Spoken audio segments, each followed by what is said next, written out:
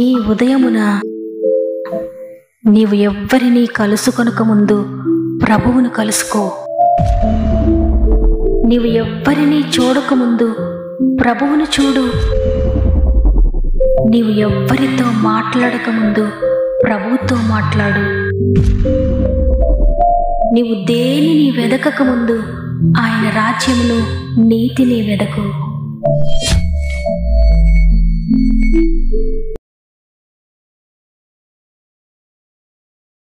Praise the lord. ఈ ఉదయకాలమున God first అనే వాగ్దాన కార్యక్రమానికి హృదయపూర్వకంగా మిమ్మల్ందరినీ మరొకసారి ఆహ్వానిస్తూ ప్రభువును రక్షకుడైన యేసుక్రీస్తు నామములో మీ అందరికీ నా యొక్క ప్రత్యేకమైన శుభములు తెలియజేస్తున్నాను. ప్రియ దేవుని బిడ్డలారా, మీరందరూ ఎలా ఉన్నారు? దేవుని అత్యంత కృపలో ఈ దినము వరకు మీరంతా కూడా బాగున్నారని నమ్ముతున్నాను. గడిచిన కాలమంతా దేవుడు మనల్ని కాపాడి సజీవులుగా నిలవబెట్టారు. ఈ ఆదివారమున ఆయనను స్తుతించి గొప్ప భాగ్యం ఇచ్చారు. అందుకొరకు హృదయపూర్వకంగా దేవుని స్తుతిందాం. ఎందుకంటే స్తుతులకు అర్హుడు ఆయనే, స్తుతులకు పాత్రుడు ఆయన మాత్రమే. మనల్ని ఈ విధంగా నిలవబెట్టి ఉంచింది కూడా ఆయన మాత్రమే. ఈరోజు మీరు దేవుని మాటలు వినగలుగుతున్నారు, నేను మీతో దేవుని మాటలు పంచుకోగలుగుతున్నాను అంటే అది కేవలము దేవుని కృప మాత్రమే. మన భక్తి కాదు, మన శక్తి కాదు, మన సామర్థ్యత కాదు, మనదేది కాదు, కానీ కేవలము దేవుని కృప మాత్రమే ఈరోజు ఈ విధంగా మనల్ని నిలవబెట్టి ఉంచింది. అందువల్ల దేవునికి హృదయపూర్వకంగా థ్యాంక్స్ చెబుదాం. ప్రాముఖ్యంగా ఈరోజు మీలో ఇంకెవరికైనా ప్రేయర్ రిక్వెస్ట్ ఉంటే తప్పకుండా కామెంట్స్ ద్వారా నాకు తెలియచేయండి. మీ అందరి కొరకు మేము ప్రార్థిస్తున్నాం భారం కలిగి. అయితే మనలందరినీ ఈ విధంగా నిలవబెట్టి ఉంచింది మన యొక్క ప్రార్థన కాదు, కానీ యేసుప్రభువారు మన కొరకు రక్తం కార్చారు, మన కొరకు తన ప్రాణాన్ని పెట్టారు, మన కొరకు ఆయన వెల చెల్లించారు. కాబట్టే ఈరోజు ఈ విధంగా నిలువబడి ఉన్నాం. ఆయన చెల్లించిన వెలను బట్టి మీ జీవితాల్లో గొప్ప మార్పును మీరు చూడబోతున్నారు. విశ్వసించండి, ఆయన కార్యములు రిసీవ్ చేసుకోండి. దేవునికి మహిమ కలుగునుగాక. ఈరోజు ప్రభు మనకు అనుగ్రహిస్తున్న శ్రేష్టమైన వాగ్దానం ఇర్మియా 29వ అధ్యాయము 11వ వచనము.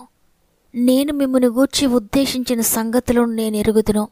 రాబో కాలమందు మీకు నిరీక్షణ కలుగునట్లుగా అవి సమాధానకరమైన ఉద్దేశములే కాని హానికరమైనవి కావు. ఇదే యెహోవా వాక్కు. ఆమేన్. ఈరోజు ప్రభు తెలియజేస్తున్నారు, మిమ్మును గూర్చి నేను చాలా ఉన్నతమైన ప్లాన్స్ కలిగి ఉన్నాను. మిమ్మల్ని గూర్చి నేను బాగా ఎరుగుదును. కాబట్టి మీరు భయపడొద్దు. రాబోయే కాలంలో మీకు నిరీక్షణ కలుగుతుంది. నేను మీ జీవితంలో చేయబోయే కార్యములు ఎంతమాత్రం హానికరమైనవి కావో అవి సమాధానకరమైనవే. కాబట్టి మీరు ఎంతమాత్రం కూడా కన్ఫ్యూజ్ అవ్వద్దు, మీ గురించి ఎంతమాత్రం డిస్కరేజ్ అవ్వద్దు అని దేవుడు వాగ్దానం చేస్తున్నారు. ఎందుకంటే మనకు మన గతించిన దినాలు తెలుసు, నిన్నటి వరకు తెలుసు, కానీ దేవునికి రాబోయే కాలమంతా తెలుసు. నీ ఫ్యూచర్ని గురించి తెలుసు ఆయనకి. అందుకే ఈరోజు ఫ్యూచర్ని గురించి మాట్లాడుతున్నారు. నీ గురించి గొప్ప ప్లాన్స్ కలిగి ఉన్నాను నేను, అవి హాని చేసేవి కాదు, సమాధానకరమైనవే అని దేవుడు తెలియజేస్తున్నాడు. కాబట్టి మీరెంత మాత్రం కూడా కన్ఫ్యూజ్ అవ్వద్దు మీ ఫ్యూచర్ని గురించి. నేను ఎలా వెళ్ళాలి, ఏ డిసిషన్ తీసుకోవాలి, ఏది చెయ్యాలి, ఏది చెయ్యకూడదు, ఇది నీ చిత్తమా, ఇది నీ చిత్తము కాదా, ఏమవుతుందో అని భయపడొద్దు.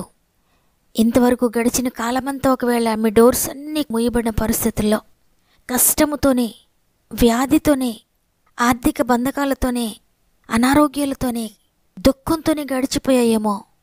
మీ జీవితంలో గతించిన సంవత్సరాల్లో ఏది గుర్తు చేసుకున్నా వాటమి, కన్నీరు, కీడును అనుభవిస్తూ ఒకవేళ ఉన్నారేమో. అయితే ఇంతవరకు మీరు అనుభవించిన కీడుకు బదులుగా ఆయన మీ జీవితంలో మేలు చేయాలని ఇష్టపడుతున్నాడు. ఇంతవరకు తలదించుకునే పరిస్థితుల్లో మీరున్నారేమో, కానీ ఇక నుండి మీరు తల ఎత్తుకునేటట్లుగా దేవుడు మిమ్మల్ని చేయబోతూ ఉన్నారు. కాబట్టి ఇంతవరకు అనుభవించిన కీడుని బట్టి దుఃఖపడొద్దు, కన్నీరు కార్చొద్దు. దేవుని తోడు తీసుకో, ఆయన చేతులకు నీ జీవితాన్ని అప్పగించుకో. ఆయన చేయి పట్టుకొని ఆయన వెనుక నడుస్తూ వెళ్ళిపో. ఆయన నీకు తోడుగా ఉంటే ప్రస్తుతం నీ బ్రతుకు ఏ విధంగా ఉన్నా పర్వాలేదు, దేవుడు రాబోయే కాలంలో ఉన్నతమైన స్థితిలో నిన్ను నిలువబెడతాడు. ఆత్మీయంగా నిలువబెడతాడు, శారీరకంగా నిలువబెడతాడు, ఆర్థికంగా నిలువబెడతాడు. కాబట్టి గతాన్ని గురించి ఆలోచించొద్దు. గతం ఎలా ఉన్నా కూడా మర్చిపోదాన్ని, వెనుకున్న వాటిని మరిచి ముందున్న వాటి కొరకు వేగిరపడు. ఆయన తోడుంటే, ఆయన వెంట నువ్వు వెళితే ఇక ముందు రాబోయే కాలములో నీ జీవితంలో అనేక అద్భుతాలను చూస్తావు. యోసేపు యొక్క జీవితంలో గతం చూస్తే అంతా కూడా అవమానము, నింద, కన్నీరు, బానిసత్వము, స్వంత కుటుంబం వారి వెలివేసిన పరిస్థితి, స్వంత వారి త్రోసివేసిన పరిస్థితి, సరైన ఆహారం లేదు, సరైన నిద్ర లేదు, భయంకరమైన బానిసత్వము, జైలు జీవితం గడిపాడు. ఇవన్నీ కూడా చూస్తే యోసేపు జీవితం ఇక అయిపోయింది అన్నట్లుగా అనిపిస్తుంది. ఇక తనకు ఫ్యూచర్ లేదన్నట్లుగా అనిపిస్తుంది. రాబోయే కాలం అంతా కూడా ఇక చీకటిలోనే వెళ్తాడు యోసేపు. ఇక ఫ్యూచర్లో ఏ సమాధానకరమైన పరిస్థితులు లేవు, నిరీక్షణ కలిగించే పరిస్థితులు లేవు. తన జీవితంలో అంత హానికరమైన పరిస్థితులు అన్నట్టు అనిపిస్తుంది. కానీ దేవుడు తోడున్న యోసేపు జీవితము సడన్గా ఆయన అద్భుతకరంగా మార్చివేశాడు. గత జీవితంలో ఉన్న పరిస్థితులన్నీ కూడా టోటల్గా మార్చివేయబడ్డాయి. తన చరిత్ర అంతా కూడా మారిపోయింది. తెలియని దేశంలో దేవుడు తనతో ఉన్నాడు కాబట్టి బానిసగా వెళ్ళినవాడు రాజుగా తిరిగి వచ్చాడు. పోతిఫర్ ఇంటిలో బానిసగా ఉన్నప్పుడు దేవుడు తనకు తోడుగా ఉన్నాడు. జైల్లో కూడా దేవుడు తోడుగా ఉన్నాడు. అవమానమైన, అపనిందలైన దేవుని విడిచిపెట్టలేదు యోసేపు.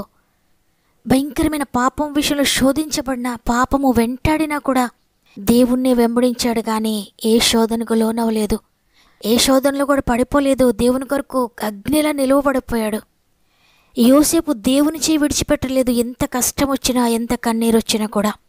అందువల్లే దేవుడు కూడా యోసేపుని విడిచిపెట్టలేదు. యోసేపు చేయి పట్టుకొని నడిపిస్తూ వెళ్ళాడు. కష్టకాలంలో కూడా దేవుడు తోడుగా ఉన్నాడు, ఇరుకులో కూడా దేవుడు తోడుగా ఉన్నాడు. యోసేపుని గురించి దేవుడు అనేక ఉన్నతమైన ఉద్దేశాలు ఉద్దేశించాడు. ఒక దినం వచ్చింది, ఆ రోజు అంతవరకు తలదించుకొని తిరిగిన యోసేపును తల ఎత్తుకొని తిరిగేలా చేశాడు. అవును, పిలిచిన దేవుడు నమ్మదగినవాడు. ఈరోజు ఈ మాటలు వింటున్న నిన్ను కూడా ఆయన పిలిచాడు. పిలిచిన దేవుడు ఎప్పటికీ కూడా నిన్ను విడిచిపెట్టాడు.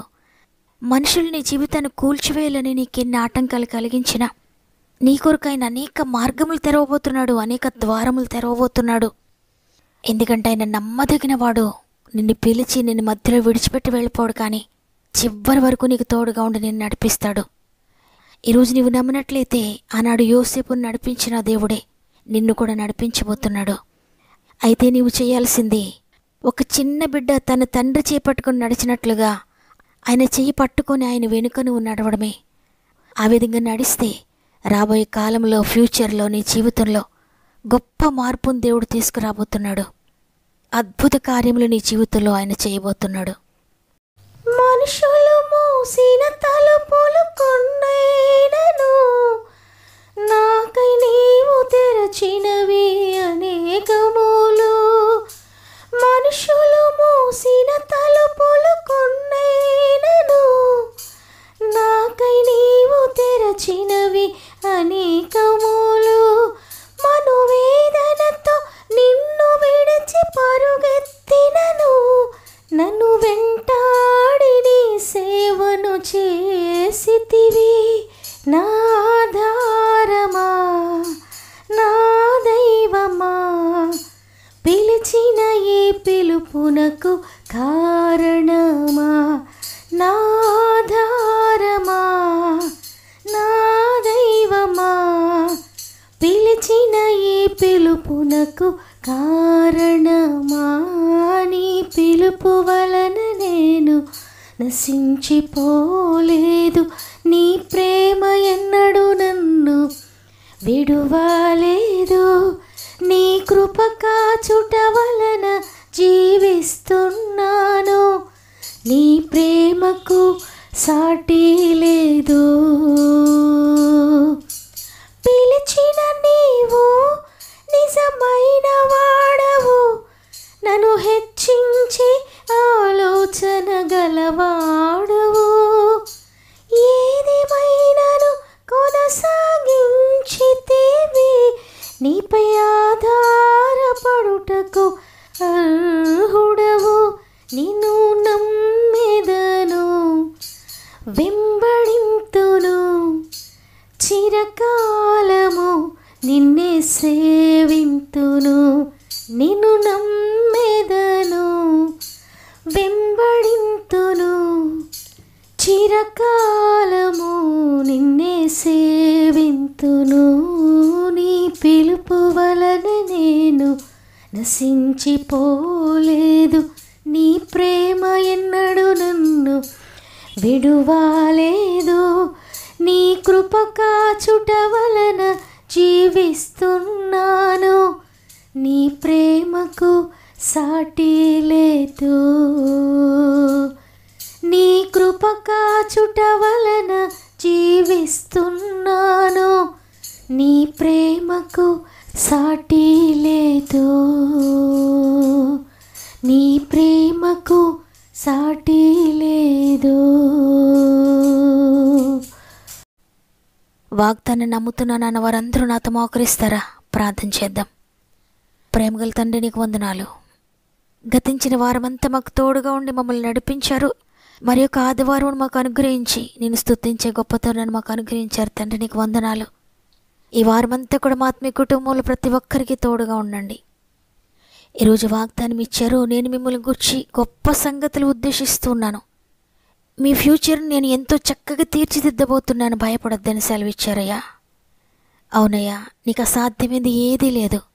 ఎంత నీచమైన స్థితిలో ఉన్న వారినైనా మీరు లేవనెత్తగలరు. ఎంత అణచివేయబడిన స్థితిలో ఉన్న తిరిగి మీరు ఉన్నత స్థితిలో పెట్టగలరు తండ్రి.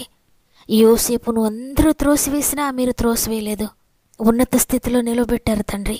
అదేవిధంగా ఈరోజు ఎంతమంది నిన్ను నమ్ముతున్నారో, ఎంతమంది నీ చేయి పట్టుకొని నీ వెనుక నడుస్తూ ఉన్నారో, మీరే మార్గంలో నడిపిస్తే ఆ మార్గంలో, ఇటు తీసుకువెళ్తే అటు, ఏ పరిస్థితులు గుండా తీసుకువెళ్తే ఆ పరిస్థితులు గుండా నమ్మకంగా నడుస్తున్నారో అందరినీ కూడా మీరు నడిపించండి అయ్యా.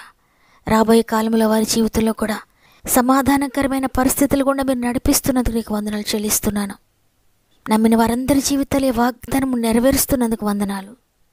ప్రాముఖ్యంగా నీ ప్రియమైన బిడ్డలు అనేక మంది కష్టాలలో ఉన్నారయ్యా, కన్నీటిలో ఉన్నారయ్యా, బంధకాల్లో ఉన్నారయ్యా, పాపంలో ఉన్నారయ్యా, శాపగ్రస్తమైన పరిస్థితుల్లో ఉన్నారయ్యా, వ్యసనాలలో ఉన్నారయ్యా, ఆర్థిక భారాలతో ఉన్నారయ్యా, అనారోగ్యాలతో కృంగిపోతూ ఉన్నారయ్యా, నష్టపోయిన వారిగా ఉన్నారు తండ్రి. అనేక మందిని కోల్పోయిన వారిగా ఉన్నారయ్యా, అనేక పరిస్థితులను పోగొట్టుకున్న వారిగా ఉన్నారు తండ్రి. ఎటు తోచని స్థితిలో ఉన్నారయ్యా, దిక్కు తోచని స్థితిలో ఉన్నారయ్యా, ఏమి చేయాలో తెలియని పరిస్థితిలో ఉన్నారయ్యా, ఏ మార్గంలో వెళ్ళాలో తెలియని పరిస్థితిలో ఉన్నారు తండ్రి. ప్రతి ఒక్కరిని చేపట్టుకోండి అయ్యా. వారికి మార్గము కనబడకపోయినా మీరు ఒక టార్చ్ లైట్ల వారి ముందు నడవండి. వారు మూయబడిన ప్రతి మార్గము కూడా తెరవండి, ప్రతి డోర్ను కూడా తెరవండి. మూయబడిన పరిస్థితుల్లో ఉన్న ప్రతి ఒక్కరిని తిరిగి లేవనెత్తండి. ఆశ్చర్యకరమైన ఫ్యూచర్, బ్రైట్ ఫ్యూచర్ మీరు దయచేసి ఈ లోకంలో 100 రెట్లు, పరలోకంలో నిత్య జీవాన్ని కూడా మీరు దయచేసి నడిపిస్తారని, ఈరోజంతా మా ఆత్మీయ కుటుంబానికి తోడుగా ఉండి నడిపించమని యేసయ్య పరిశుద్ధమైన నామములో అడిగి వేడుకొంచున్నాను తండ్రి. ఆమెన్. ప్రియ దేవుని బిడ్డలారా, మీ జీవితంలో ఉన్న పరిస్థితులను చూచి దేనిని గురించి నిరాశ చేసుకోనకండి. వెనుకున్న వాటిని మరచి ముందున్న వాటి కొరకు వేగిరపడండి. మీరు ఏ దేశంలో ఉన్నా, ఏ పరిస్థితుల్లో ఉన్నా దేవుడు మీకు అద్భుతకరమైన భవిష్యత్తుని ఇవ్వబోతున్నాడు. విశ్వసించండి. నమ్మిన వారందరూ కూడా ఆమెను కామెంట్ చేయండి. తప్పకుండా వాగ్దానాన్ని లైక్ చేయండి. మీకు తెలిసిన వారందరికీ షేర్ చేయండి. షేర్ చేస్తూ ప్రభు పరిచర్యలో పాలు పొందుతున్న మిమ్మల్ని, మీ కుటుంబాలను దేవుడు దీవించి ఆశీర్వదించునుగాక. దేవుని చిత్తమైతే తిరిగి రేపు కలుద్దాం. అంతవరకు ప్రభు మీకు, మీ కుటుంబాలకు తోడేండి నడిపించునుగాక. God bless you.